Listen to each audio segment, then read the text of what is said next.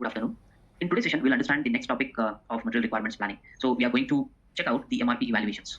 Okay. So what are the topics that we are going to understand here? So first, we'll be understanding what is stock requirement list and the MRP list. Of course, so far we were using the stock requirement list, but today we'll understand what are the various options that are available within the stock requirement list, and also we'll understand what is this MRP list. We are going to check out what are the various MRP elements that are available within stock requirement list screen. We'll understand what is this collective access. We will check out what is this parade totals and where it is available. We'll also understand what is this order report within stock requirement list screen. We are going to understand what do we mean by peg requirements, what are exception messages, how system is going to generate exception messages, and we'll also understand the display filter and selection rule. What exactly is this? And finally, we will check out the navigation profile. What is this navigation profile? Okay, so these are the various topics that we are going to understand in MRP evaluations. Okay, so let us start with the stock requirement list and MRP list. So here there are two types of lists. Okay, we already know about MRP list, how to execute MRP list, what is the transaction code and all. We'll understand what stock requirement list, what is stock requirement list, how to execute, what is the T code for stock requirement list. We already know that. So what is MRP list? What is the T code that is required? And what is the difference between the stock requirement list and MRP list? And why do we need to use MRP list? We'll understand these things now. Okay, so stock requirement list will be accessed using transaction code MD04. Okay, whereas MRP list will be accessed using transaction code MD05. Okay, in order to generate this MRP list, we have to maintain a proper setting while running our MRP. Okay, we run MRP using transaction code MD02, right? In the MD02 screen, we have an option called MRP list field. Okay, we maintain some value here, 1, 2, or 3. What do we mean by 1, 2, and 3? So we have kept this point pending in our previous session. Okay, now we'll understand what is this 1, 2, and 3. What happens if we maintain 1, 2, and 3? Okay, so basically the transaction code required for stock requirement list screen is MD04, and for MRP list, the transaction code required is MD05. In order to generate MRP list, we need to maintain proper setting in the MD02, that is MRP run screen. According to that, MRP list will be generated. So now let us check that and we'll understand the stock requirement list and MRP list. Okay, here planning results are evaluated using stock requirement list or MRP list.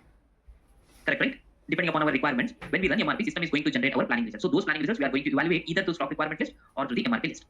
Now, one thing what we need to understand here is stock requirement list is a dynamic list. Okay, whatever changes we do to our material, immediately those changes will get reflected here in the stock requirement list. Whereas MRP list is a static list. So immediate changes, whatever we do to our material, those changes will not get reflected in the MRP list immediately. So the question is when those changes will get reflected here in the MRP list. Those changes will get reflected only when next MRP run takes place. Those changes will get reflected in the MRP list. New changes will get reflected in the MRP list only when the next MRP run takes place. Okay, now we will check this practically in the system. Okay, static list, dynamic list, all these things will check in the system practically. Okay, MRP list is stored in the system until they are either deleted manually or replaced by the new list when we run MRP again. Okay, so that is what the result will be displayed within the MRP list. Either we have to delete it manually, or if we run MRP next time, the MRP list will get refreshed or it will get updated. Okay, but the look and feel of both of these stock requirement list and MRP list both are similar. We cannot identify them. They are exact. Yeah, there are minute changes here and there, but the structure and the options that are available in both these screens, they look exactly similar to one another. Both MRP list as well as stock requirement list screen. Okay, we can process individual MRP elements from these lists. What do we mean by individual MRP elements? Nothing but our planned order. These are nothing but individual MRP elements: planned order, production orders, plant independent requirements, sales orders, dependent requirements. Okay, all these are nothing but the MRP elements. Even purchase requisitions. All these things are called as MRP elements. We can process them individually. We can convert plant order to production order. Further, this production order can be taken forward from the same screen. We can have a plant independent requirement. We can modify according to the business requirements. We can get a sales order into the system, and we can check or change the details within the sales order. We can also see the dependent requirements which are flowing from the header material to the down level materials. We can have a purchase requisitions for the products or materials which can be procured from external vendor. So all these are MRP elements, and accordingly we can take separate actions on these MRP elements. Okay, now let's go to the system. Let us execute both of these transactions and let's see how they look like. Okay, I'm going back to the system now. Here, to execute stock requirement list, the transaction code is MD04. Okay, so this is my finished product. This is my plan. Enter. Okay, here we can see some of the details related to my finished product. Right now, to access the MRP list, we need to go to transaction code MD05. I'll open this transaction in another screen. Even we can see this is a stock requirement list. I'll come to the initial screen. This is the initial screen of the stock requirement list, and this is the initial screen of the MRP list. We can see they look exactly similar. Okay, now let us go and execute them. This is the screen of stock requirement list, and continue. This is the screen for my MRP list. Even we can see the MRP list screen and stock. Sorry, I'll just try to take it here to compare them both. This is MRP list screen and stock requirement list screen. They look exactly similar with different options what we are able to see. Only thing here is what we can see, the refresh button is available in the stock requirement list, whereas that refresh button is not available in the MRP list. Now, how this MRP list will get generated? Okay, suppose let's say I'll minimize this. I'll clear everything. As of now, for a time being, I'll try to clear everything. This is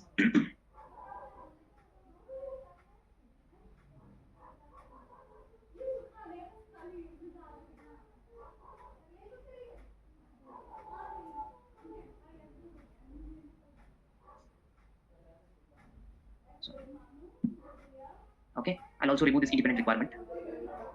Take it, delete the independent requirement. Yes, save it. Okay, fine. We have left with this stock. That's okay. Now MRP list also will get refreshed. As I mentioned, MRP list will not show any changes here. Though I have made immediate changes in the stock for my material actually. I have made immediate changes to my material. That means I have removed the independent requirement, plant independent requirement, I have removed the production orders, everything. As soon as I remove it and as soon as I refresh it, those changes will get reflected here. That is the reason this is called as a dynamic list. Whereas in case of MRP list, I have already removed them. I have already removed this independent requirement, I have already removed this planned order, but still it is not able to reflect me the updated data. See, if I go inside again, it will show us the old data. Now the question here is when this particular data will get updated with the recent situation of my product. So it will get updated only when our next MRP run takes place. Okay, now I'll run MRP. Soon after that, my MRP list will also get refreshed. Okay, I'll go to the transaction code MD02. Now here, before running MRP, we need to concentrate one thing. We have kept this particular point pending in our previous session.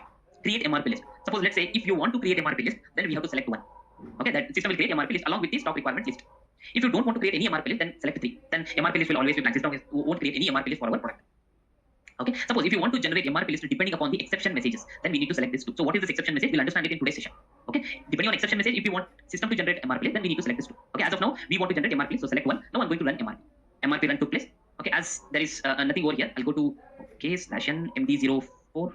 Okay, enter. Nothing is there, no requirement, nothing. So everything is fresh. If I go to MRP list now, stock requirement list, it's a dynamic list. It's already it has already displayed the exact situation of my material. But MRP list it was not displaying earlier. Now I have run MRP for my product. If I come out and again go in, at this point of time, it got refreshed. Again, if I make any changes to my particular product over here, that will get reflected immediately in the stock requirement list, but not in the MRP list. So when it will get updated in the MRP list, as soon as I run MRP, then only it will get updated here in the MRP. Suppose let's say I'll enter some of the requirements. I'm making some change to my product. I'll go to transaction code MD61 to enter some requirements for my product. Okay, I'll enter 100 or 200, 300. 400, enter, save it. If I go to stock requirement list, if I refresh it, we got requirements. But if I go to MRP list here, come out, because there is no button to refresh in the MRP list, so I have to come out and again I have to go here to check the latest result of the MRP list. See, still we are not able to see those changes what we made to our product. Okay, when these changes will get reflected in the MRP? Only once when we run MRP run. Okay, suppose I'll go to MD02 to run MRP. Okay, so I'm running this MRP with this option, create MRP list. As soon as I maintain create MRP list, system is going to create the MRP list with the proper situation, exact situation of my material. Okay, I'm running MRP, enter. Right, MRP run took place. If you go to MRP's list screen, come out of it again. If we go inside, now the exact situation of the material got recorded in the MRP list. Okay, I'll refresh this one. Anyhow, it's a dynamic list, stock requirement list. It will display the situation as soon as we make any changes to our product. Okay, that is the difference between MRP list and stock requirement list. But now here we need to understand one thing. Though we already have a MRP list, but why we are though we already have a stock requirement list here, even though we are having this, we can see everything in the stock requirement list screen. But still, why we are using this MRP list? Suppose let's say by mistake. Okay, if somebody or if some due to some misunderstanding from the business side or from the user side, if he deletes any of the planned order, suppose let's say I'm going to delete this planned order, so go to change mode. Okay, delete the planned order. Yes, I want to delete it. Now if I refresh it, I have made some changes to my material. Okay, if I refresh it, this planned order will be deleted from the system. Planned order for 400 because I have deleted it. Okay, now the planned order is not available for 400 quantity, requirement quantity. So by mistake or due to some misunderstanding from the business side, it got deleted. But one of the other user, he will check this particular stock requirement list and he'll come to know that there is one missing planned order for this particular requirement. And he puts a question saying that the MRP run has not taken place properly. So why? Because system has not generated any planned order. So that is his question. But what we can do is at that point of time, we can go back to the MRP list and check what was the exact result. Because immediate changes, whatever we make to our product, it will not get updated in the MRP list as it is a static list. Okay, now we can refer the MRP list and check out whether the planned order got generated earlier or no, just to make sure that we are right or not. That means MRP has run properly or no, just to check that. Even though if I come out of this MRP list screen and again go inside, we can see that particular planned order. Okay, and based on this, looking at this particular MRP list, we can conclude to the user or business saying that there might be some mistake happened from the business side. They have deleted the planned order from the stock requirement list because system has already generated planned order, but now it is missing here in the stock requirement list. It got deleted by somebody else. Okay, now you people have to wait for some time so that MRP run takes place and it will bring back that particular planned order. So with the help of this MRP list, we can tell this conclusion to the business saying that earlier MRP run took place properly. There was no problem from the MRP run side. Okay, by mistake somebody might have deleted it. Now you people have to wait for some time so that MRP run takes place and it will bring back the planned order over here. Or else, if you have access to run MRP, you can run it for this particular material. Okay, that can be run using MRP live MD01. Yeah. Okay, now I will run MRP. System will bring back that particular planned order over here. Okay, I'll go to MRP now. MRP MD02 screen. MRP run took place. If we go back to stock requirement list screen, refresh it, we'll get a planned order. Okay, and as usual, as of now there is no change. The situation is same as like stock requirement list, even in the MRP list. So system will keep this screen as it is. Okay, so that is why we use MRP list along with the stock requirement list. But one thing here is, in order to generate MRP list, we have to maintain this setting over here to generate MRP list, or otherwise, system will not generate MRP list if you maintain it as 3. Or system will generate only MRP list based on the exception message. So these exception messages will understand it in some time.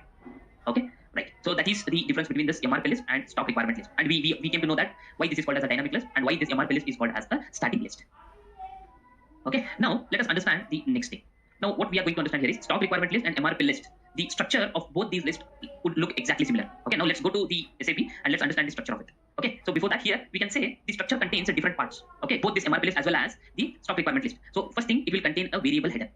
Next part, it contains the MRP element section. And the third one, it will contain the overview tree. So where we can see with what options we can see all these things, we will check it out. Okay, 3 parts, 1, 2, and this is overview tree section.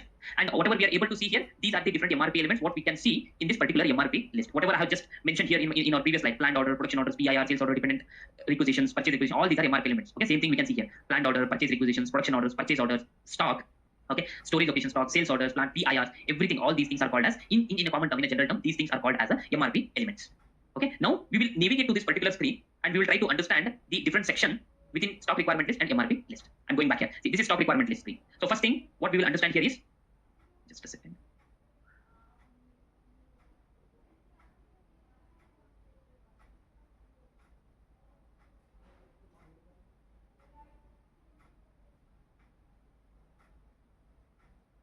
Okay, so here first we'll understand what is this variable header. So variable header is, there is one box over here, right? Plus box, expand header detail. So click on this. We would be able to see some of the details related to this particular material master.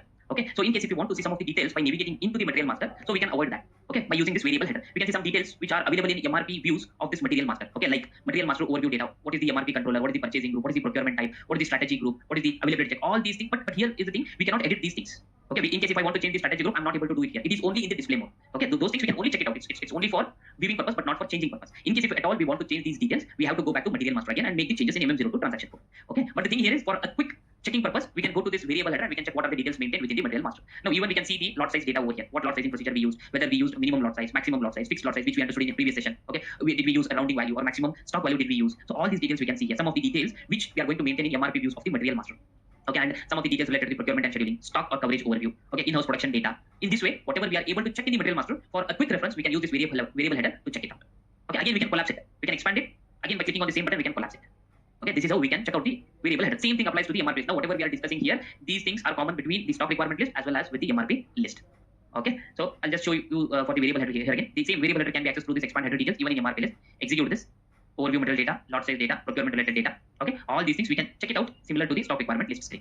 Okay, this is one part. Then the next part, what we are able to check is elements, MRP element data, where we can see that the lower half of the part, whatever we are able to see here, this particular part date, and here we can see tabs, right? This is MRP element tab, MRP element tab, this is MRP element data, rescheduling. All these things are nothing but MRP element related data, whatever we are able to see at the bottom of the screen. Okay, and the next one is the overview tree, material tree, where we can see this material tree. This material tree can be seen by clicking on this option, show overview tree. If you click on this option, system would be able to bring this particular section onto the left side. This is called as a overview tree. If at all we want to hide this overview tree, click on the same button, it will be hidden. Click on the same button, it will show the overview tree. To hide it, click hide overview button. So that is another part. So whatever we are discussing is common between both these lists, stock requirement as well as the MRP list. Okay, so that is about the structure of the MRP and stock requirement list. Now, MRP list and stock requirement list layout. Now we understood what is the structure. Now we need to understand what are the options that are available within the MRP list and stock requirement list. So whatever details we are discussing now in this particular slide, it remains common between both the lists again. Okay, so I'll be taking stock requirement list as a reference to explain all these details, but these details can also be accessed in the MRP list. Okay, now here in the MRP list, we understood the material header. Okay, variable material header, we just understood that. We saw where is this particular overview tree. Okay, now we saw where we can access the MRP elements. We need to understand what is this period total. We will check it out in the later point of time in this particular session. Okay, now we understood material header, where we can see that. We understood how we can access the overview tree. Okay, now we need to understand the MRP elements. Okay, so here for the MRP elements, what are the actions that we can perform? Suppose if you check out the next slide, for each MRP element, we can perform certain actions. Okay, so what are those actions? We understood header data. In case if you are processing the MRP elements, okay, so different processing actions will be available. If you want to display the period totals, variable display of the dates and all, we can also check that part. Whatever actions we are going to take on the MRP elements, we can display the MRP element, we can change the MRP element, we can convert the MRP element, we can also check the requirements, order report, all these stuff we can do with respect to our MRP elements. Now let's go back to SAP. We'll check out practically what all actions we can do with respect to the MRP elements. I'm going back to my SAP now. Okay, so we have these requirements. This is MRP element. Okay, planned order is MRP element. Now double click on this planned order. Independent requirement is also MRP element. Whatever we are able to see here, everything, all the line items are nothing but MRP elements. In our case, we only have two different types of MRP element here: planned order, independent requirement. We can also have a sales order. We can also have a production order. We can also have a dependent requirement for down level materials, which we already discussed some time back. Okay, now what action we can take? Suppose let's say I want to convert this planned order to production order. So double click on it. See, these are the actions I can take. If I want to display, I want to check the planned order. So click on this display. So in this display mode, we can only check it. We cannot edit anything. We can check the details within the planned order. Okay, suppose if I want to change some details related to this particular planned order, double click on the planned order. There is a pencil icon to change it. Okay, go here. Now it is in the editable mode. In case if you want to increase the order quantity, you can increase it. If you want to adjust the dates, you can adjust the dates. If you want to maintain scrap quantity, we can maintain it. We can maintain goods processing time. So all these details, whatever details we want to change it within the planned order, we need to go into the change planned order from this particular pop-up and we can change it. Okay, now we can also convert this planned order to production order. We can also this production order, we are converting planned order to production order with this button. This is in case of a discrete industry. Currently we are working with discrete industry. When we go to the process industry, at that point of time, we will be converting the planned order to process order using this option. Convert planned order to process order. Okay, during our process industry section. And also, suppose let's say, as of now, this is our finished product. But in case if you are working with any of the down level components, okay, in case if we are working with any of the down level components like raw materials, packaging materials, then we can also convert the planned order to the purchase requisition using the particular option over there. So at that point of time, we will be having only this purchase requisition. We won't be having any of these transactions for down level components in case if you are procuring it from external vendor. Okay, so with these options, we can take different actions to each MRP element. So this is with respect to the planned order. Suppose if I want to check out the independent requirement, okay, double click on independent requirement, you will be able to get these options. Only viewing, and even we can if you want to make any changes to the independent requirement, you can go here and you can make the changes accordingly. In this manner, we can take different actions for each MRP element. Okay, now we understood the MRP element and what actions we can take with respect to the MRP element. All those things we understood. Okay, suppose if as of now what we did in our SAP, we access the individual material MRP list. Okay, suppose let's say I want to access multiple material MRP list at one single shot. What we can do, we can use this particular collective access to MRP list or stock requirement list. Okay, so if you go back in this particular screen, okay, as of now we access only individual material. That is why we are in the individual access sub tab over here. Now there is a collective access tab. So click on this collective access. Now here we can access multiple materials stock requirement list screen in case of this transaction. And also same thing applies to this MRP list as well. The collective access is also available in the MRP list. We can access multiple materials MRP list from this collective access tab. Okay, now I want to access multiple materials stock requirement list screen. Even within this, we also have multiple options. How you want system to display your materials. So materials should be displayed based on MRP controller. Select this radio button. If you want to display the material based on the product group, then select this radio button and maintain your product group. If you want to display the material based on the vendor, okay, select the vendor and maintain the vendor. System will bring up all those materials which will be supplied by the specific vendor what we are going to maintain it over here. In this way, we have different options here to select from the various radio buttons. System will bring up the materials with respect to that particular radio button option. Now I want to bring the materials. I want system to display all the materials which are with the MRP controller 001. Okay, under this plan we have only two MRP controllers, so I'll be selecting one of the MRP controller and click on continue. Okay, now system is giving us a message saying that there are 324 materials with respect to this MRP controller. Okay, you want to display that result? Yes, I want to display. Click on yes. Now system is going to bring that whole list 344 materials here. Now I want to see stock requirement list screen of multiple materials. Suppose let's say I want to see this material, this material, this material, this one. I want to see stock requirement list for all these four materials. Select from this particular checkbox and click on selected stock requirement list option. See, now we can view the stock requirement list of this particular product. I want to view the next product stock requirement list. There is an option here. Click on next material. Now it is displaying 433 product code stock requirement list. Now next material. Click on next material 433 and click on next one. So in this way we can view the stock requirement list screen of multiple materials at one single shot using collective access. If you want to navigate backwards, there is a previous material option over here. So click backwards like this. In this way we can utilize this particular collective access. Do you really want to view the overview? Yes, I want to because I'm coming out of it. So in this way we can use this particular collective access option whenever it is required. Now I'm going back to the individual access. Okay, so that is about the collective access. Same thing we can also execute in the MRP list transaction code. Okay, so next thing what we need to understand here is, okay, before that we understood MRP elements overview tree. Suppose let us understand this overview tree in detail. Now I want to see the overview tree for this particular planned order. So place a cursor on this particular planned order. Click on show overview tree. Now system will bring up the overview tree for this particular planned order. Okay, now this is if you want to hide it, click on hide. Okay, same thing you can do like this. Select it. Okay, thing is available. Here we can see the entire tree for this particular product. Okay, now this list whatever we are able to see here, this is related to the 431. I used this option order report. Suppose let's say if I want to double click on this particular component, system will bring up the stock requirement list of this particular component. We can navigate to the other component stock requirement list by double click on that product, because this is nothing but to manufacture or finish product. We require all these three components, and each component are displayed with the traffic lights. Green means there are no exception message. Red means there is some exception message which occurred for this material. We need to go to this material and we have to analyze what is the exception message, how to correct that. Okay, exception message we'll understand it later point of time. So now I want to hide overview tree. So click on this hide overview tree. So in this manner we can use the overview tree to check out the components and navigate to the different stock requirement list screen. Different component stock requirement list screen. Okay, so that is one thing over here. Now let's proceed ahead. Okay, we understood functions, what we can do with the MRP elements. Now we understood the collective access, where we can access it. What is the use of the collective access? And then next thing, we need to understand something called as a period total. Okay, right. Now let's understand this particular period total. What is this period total? Okay, suppose I'll show you practically what exactly does it mean. Now 433 meter, right? Suppose let's say I'll go back to my header product. Okay, now double click on this requirement. I'll change this requirement now. Okay, I'll change this requirement to understand what is this period total. I'm going to delete this requirement as of now. Select it, delete the requirement, and save it. Refresh it. We don't have any requirements, so I'll run MRP for my product so that MT02, so that system will remove the planned orders as there are no requirements. If I go now, so everything is fresh here. Now I'll enter some of the requirements in the day format. Suppose let's say I'll enter the requirement in day format. So select D, enter. I'll enter some requirements here. 100, 200, 100. I'm entering some random values.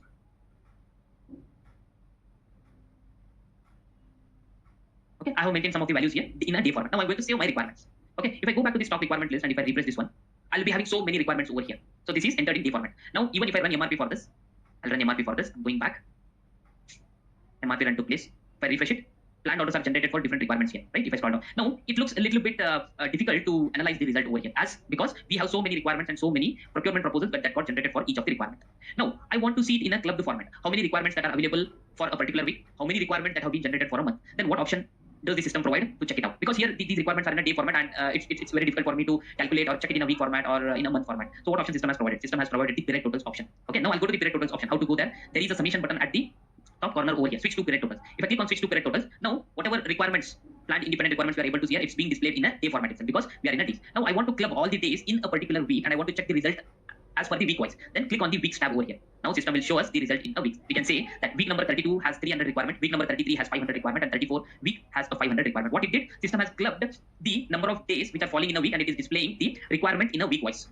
If I want to check out for a particular month, what is the total requirement? Then click on a months tab over here. Now we can see for this month, August month, the total requirement is 1300. And if you want to check it back in days, click on the days and you'll be able to see it here. In this manner, we can use this period totals to check the MRP elements in a day wise or in a week format or in a month format.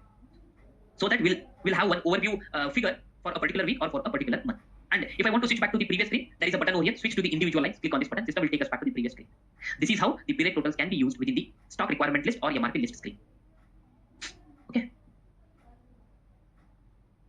Okay, here also that is available, period to switch total in the MRP list. So whatever options we are discussing now, those options are available both in stock requirement list as well as in MRP list.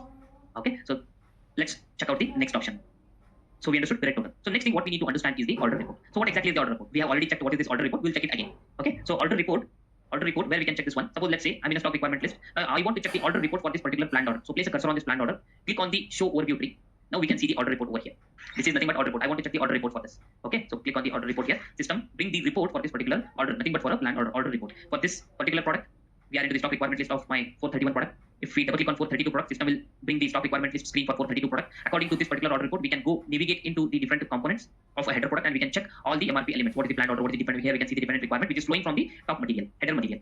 In this way, we can go to each and every component and we can analyze the result, whether it's correct or some changes need to be done over here. Right? Suppose if I want to, okay, I'll go back to the header material. If I want to close this overview tree, click on close. And even you can place a cursor, double click on this planned order. Okay, we can also view the order report from this screen. Double click on planned order, this pop-up will be open. Okay, and here there is a button for order report. If you click on this button, system will take us back to the same screen, overview screen, where we can see the order report. Okay, hide order report. Double click on the next planned order. If you want to check the order report, click on this button. System will take us to the overview tree where we can see the order report for our header material. In this manner, order report can be checked out within stock requirement list or within MRP list. Okay, that is about order report.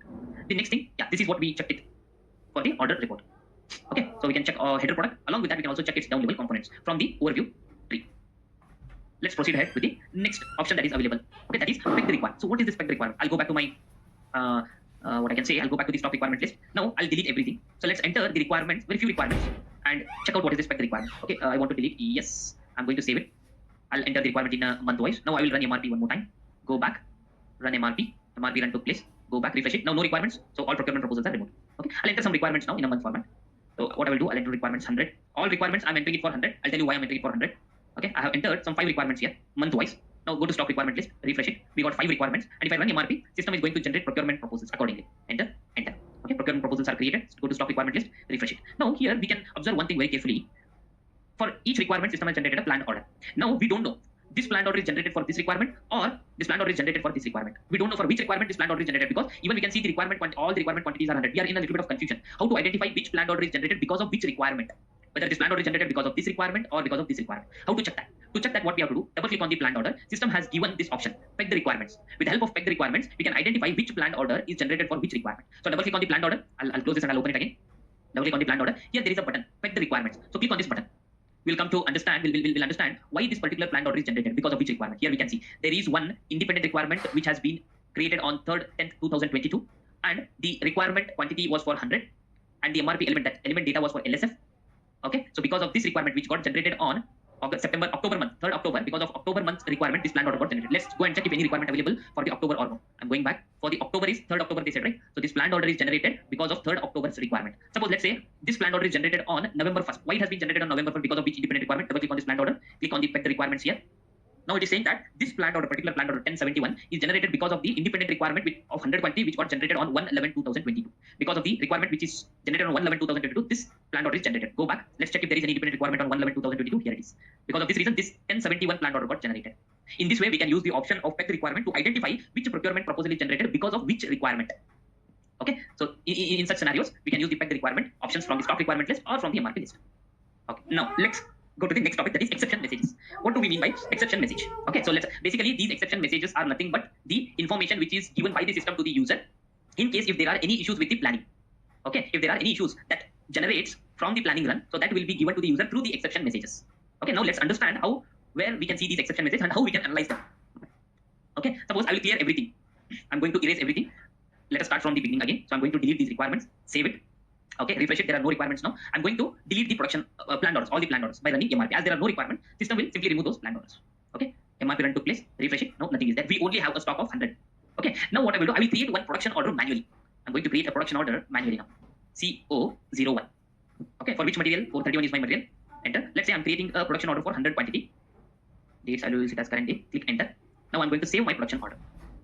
Yes, my production order got saved. If I go to stock requirement list, if I refresh it, we'll get a production order over here. So refresh it. Now the production order got generated. Along with this production order, system has generated an exception message. Here we can see there is one column for exception message, which is named with exception. Okay, now we can see there's exception message here, that is 20. So what is this 20?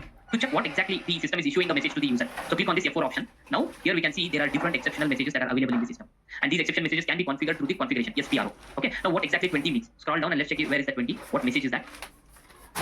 20. Cancel the process. System is telling the user to cancel this particular production order. Why to cancel this particular production order? Because we already have a quantity of 100 in stock. And on top of that, we don't have any requirements to supply the stock, right? There are no requirements. We already have a stock in place with us. So simply why we are creating this production order? Why we are manufacturing extra 100 quantity? Because there are no requirements and we already have stock with us. That is the reason system is telling, please cancel this particular production order. Now suppose if I create a requirement, what happens? What does the exception message tell? Let's go and create a requirement now. I'm going here. I'm creating one of the requirements. Let's say I will create a requirement for 200. Let's say I'll create a requirement for 300.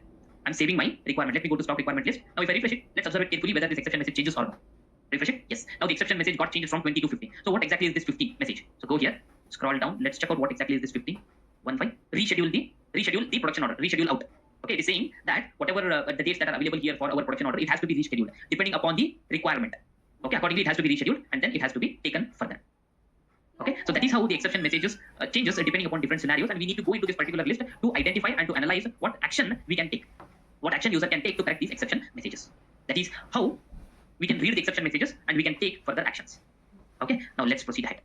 So next thing what we need to understand is the display filter and selection rule. So what exactly is the display filter and selection rule? Here the name itself indicates display filter means we can only apply filter for the MRP elements. Filter can be applied, only filter. Filter can be applied for MRP elements. Only filter can be applied. Then what is the selection rule? With this selection rule, along with filter, we can also apply filter in the selection rule. Along with the filter, okay, we can also get the aggregated value of our MRP element. Aggregated value of MRP element. That is the difference between display filter and selection rule. Okay, display filter, it applies the filter and it brings up the MRP element what we want to view. Okay, in case of selection rule, it also applies the filter for which MRP element we want to view. It only brings those MRP elements into the MRP list or stock requirement list. Along with that, it also aggregates the value of MRP element. And one thing, I have made one mistake here. What is that? I told that the selection rule can also be viewed in MRP list, but no. Selection rule can only be these two things. Filter and selection rule we can get these two options in stock requirement list. Okay. Whereas in MRP list, only display filter is available. Okay, that is the difference between stock requirement list and MRP list with respect to this display filter and selection rules. In stock requirement list screen, we can get both display filter as well as selection rules. In MRP list, we can get only display filter. Okay, that is what I have mentioned here. Display filter, we can get it in both MRP list and stock requirement list. Whereas the selection rule, we can get it only in the stock requirement list. Now let us go and execute this, how exactly system behaves. I'm going back to SAP now. Okay, so what I will do here is, I'll enter some more requirements. I'll enter some more requirements here. 100, 100, 200. I'm entering some random values here. Okay. Enter. I'm saving this stock requirement list. If I refresh it, I'll get so many requirements. Now I'm going to run my MRP. Okay, I'm going to run MRP now. So that system is going to generate procurement proposals for all the requirements accordingly. Okay, refresh it. Yes, it got refreshed now. Okay, now system has generated procurement proposals. Okay, now how to check out this display filter and selection rule? Okay, there is MRP list here. I'll come out of it and again I'll go inside. Okay, now everything is okay, fine. Okay, now in this case, there is an option over here, right? Filter on. If I click on this filter on, now we can see display filter option that is coming in MRP list. Suppose let's say if I click on the filter option in stock requirement list screen, now we can see both of these things. Now I have placed both of these screens side by side. This is MRP list, this is stock requirement list. In stock requirement list, with respect to this filter on, the system is going to bring up filter field as well as selection rule field. Whereas in case of MRP list, we can get only filter field over here. But the functionality of the filter field in both of these transactions would remain the same. Okay, now let's understand. Suppose let's say what this filter exactly does. Suppose I want to view the only requirements and stocks. I don't want to view the planned orders. Only requirements I want to view. Along with that, what is the stock I want to view? Okay, so let's say if I expand this a little bit more here, or if I maximize this, Along with that, I want to see the stocks. So select it, only requirements and stocks. If you do that, system is going to put a filter on all other elements and it will bring up only the requirements and stocks. Now, let's say I want to view only the received elements. So select this. Received elements are nothing but our production orders, planned orders. All these are nothing but received elements. So in this case, system is going to bring up the stock as well as all of the received elements. If we scroll down here, we will got all the received elements. But what is the difference between filter and rule? Now let's understand that. Now, if you want to check out with the other filters, we can select other filters accordingly. Sorry, we can check out the filter options. Now, I will keep this blank.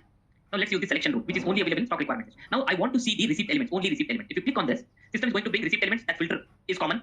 Okay, it will filter only the received elements here. Along with this, it will aggregate the values at the end and it will give us the final output. With all the received elements, we would be able to manufacture total quantity around 2,500.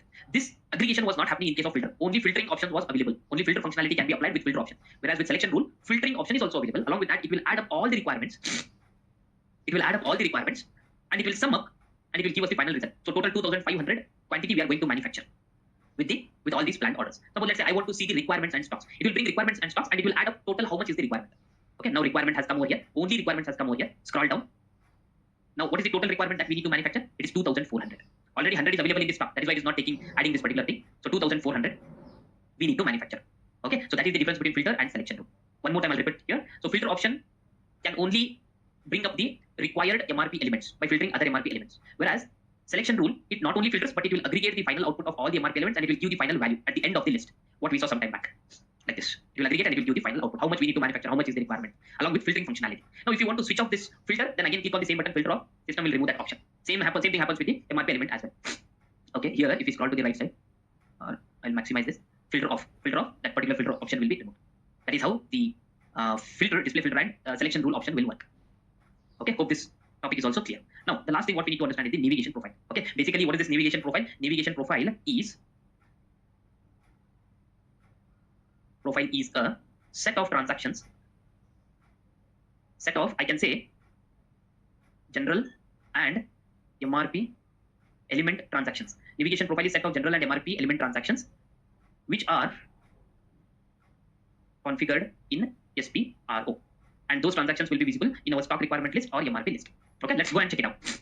Go back here. Now I want here this particular bar, the mouse where I'm moving it over here, we are not able to see any of the transactions here. And even if I click on this production order, double click on the production order, there are no options available over here except these options. Of course, apart from these options, we don't have any other transaction options that are available here. Once we apply navigation profile, automatically what transactions that are configured in navigation profile, those transactions will come and sit for the MRP element as well as some of the general transactions we can see it over here in this place. So let's check it out. So to apply navigation profile, go to environment, go to navigation profile, click on assign. Okay, here there is a field called navigation profile. Okay, so click on this F4 option. So these are the different navigation profiles. There are 10 navigation profiles which are configured in SAP in this particular system. Now let me assign one of the standard navigation profile, MRP controller. Double click on it, click on save or click on execute, continue. As soon as I do that, now system has brought up these transactions here. 1, 2, 3, 4, and if you click on more, there will be one more transaction, 5 transactions. Okay, with the help of these transactions, we can navigate directly to that particular transaction here. Suppose let's say I want to run MRP for this product. So click on single item multi-level. Double click on this. System takes us directly to the MRP screen and click back. We will be back to the particular stock requirement list screen. It is nothing but adding the transactions just to save some time. Instead of typing the transactions here in the transaction box and going to that particular transaction. So this navigation profile is created depending on the user's requirement. Okay. So one thing what we need to keep in our mind is that we can add as many transactions as we want in the configuration. But for general transactions, only first 5 transactions or T codes are displayed. Okay, here I have mentioned it. First 5 transactions are displayed for general transactions, and for MRP relevant transactions, MRP T codes or transactions, only first 2 transactions are displayed. Okay, suppose let's say if I go back here to the SAP, if I double click on this production order, double click on it, now we can see 2 transactions got added. Earlier we were not able to see these 2, order progress and backlash. These things are coming because these are configured in the navigation profile what we have applied it here. So let's go to the configuration and let's check where we can configure it. I'm going to SPRO transaction, go to SAP reference IMG, okay, scroll down. Now here go to production. So let's go to MRP material requirements planning here. And here we need to go to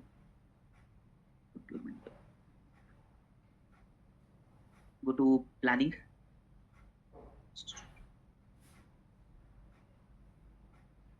Not here. Go to production, MRP, and here evaluation. So we need to go to evaluation. Yeah. Here in the evaluation we can see define navigation profile. Click on this define navigation profile. We can see those 10 navigation profiles which are configured here. The same thing we saw in the stock requirement list transaction while assigning the navigation profile. We used MRP controller navigation, right? So select this And if we check out, we have two folders over here. One is to define the general transaction, another folder to define the transaction for MRP element. So first go to general transaction calls. Now here we can see they have configured 9 transactions over here. We can configure as many transactions as we want, but system will only display first 5. 1, 2, 3, 4, 5. Only these transactions are displayed in the stock requirement list. If we go here, what are those transactions? Okay. Here we can see one is planned order. First transaction is planned order. Go back to the configuration, create planned order transaction. Next one is single item multi-level, single item interactive. If you go back to the stock requirement list, single item multi-level, single item interactive. Then planning file entry, and last transaction is again create work order, planned order, create planned order, planning file entry and planned order. Here, next one is planning file entry and create planned order. Okay, whatever transaction we are going to maintain here, only those first 5 transactions will be displayed in the stock requirement list. And if you check out the planned order, we have 2 transactions, order progress and backlash. For that, we have to go to this folder, transaction calls for MRP element. Okay, so now what is our MRP element? It is a production order, right? So if you click on the F4 option here, what is the code that is used for production order? Here it is. Production order code is FE. Okay, so check out for FE. Yeah, we are in 1, 2, 3 transactions are configured for production order. Okay, order progress, backlash, and goods issue. So out of these 3, only first 2 transactions will be displayed. Here also we can configure as many as we want, but it will display the first 2 transaction codes, order progress and backlash. If you check out here in the stock requirement list, order progress and backlash, they are being displayed for the production order MRP element. Okay, if you want to remove this, go to environment, go to navigation profile, assign. Now here we will remove it, delete it. Now you save it again. Okay, settings have been saved. If I refresh it, okay, now those transactions are gone because we removed the navigation profile. So the transactions which are coming from navigation profile, they have been removed. Even if we can go to this production order, that backlash and order report is not available here. We can check it from this. Order progress and backlash is not available because we removed the navigation profile. Okay, so that is how we can use the navigation profile. It is generally configured depending upon the business or the user requirement. Okay, so that's it about navigation profile. So in today's session, we understood multiple options within the MRP evaluations. Like we understood what is stock requirement list, MRP list, and we understood various options that are available within stock requirement list, which should be known by the consultant or the user, so that he can use the MRP or stock requirement list very efficiently. Okay, so these are the various different topics we discussed in today's session. That's it, guys. Let's meet up again in a new session with a new topic. Till then, see you. Bye bye. Thank you.